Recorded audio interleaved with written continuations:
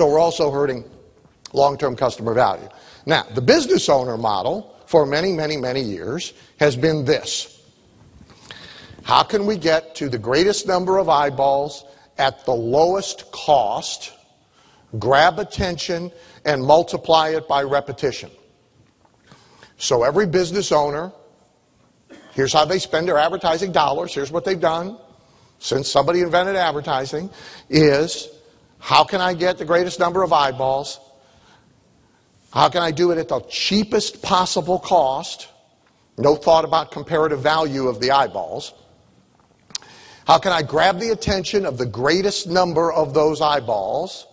And then, since that doesn't work very well, how can I repeat it over and over and over and over and over again? So what's the flaw in that? Well, all the money spent creating brand idea, identity, name recognition, product awareness, even buzz, all that money is spent reaching mostly people who cannot or will not buy the thing that is being advertised. So there is massive waste.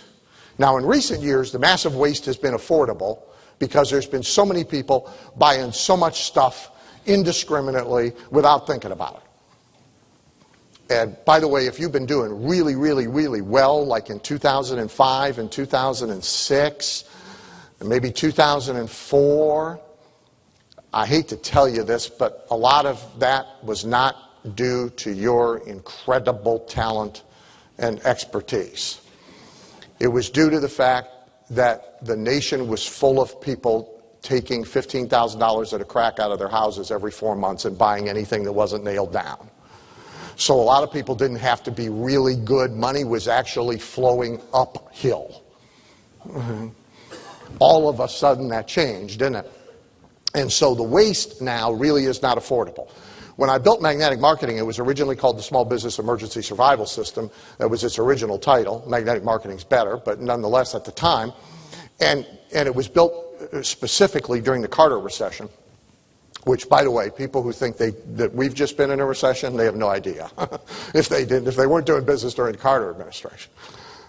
Double-digit inflation, double-digit interest rates, double-digit unemployment, and gas lines. So people were standing in line to get gas, not iPads. In this recession, they were standing in line outside the Apple store. That's where they were. Okay? By the way, all that tells you, if by chance you haven't been doing well, is the guys at Apple are smarter than you are. That's all that tells you. Okay? So it was built during the recession because in that recession, the waste was no longer affordable. Right now, the waste is no longer affordable, and for some time to come, the waste is no longer affordable.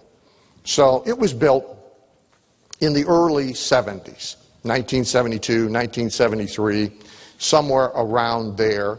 To give you some frame of reference, in 1973, which, by the way, well, I'll tell you a sec. So in 1973,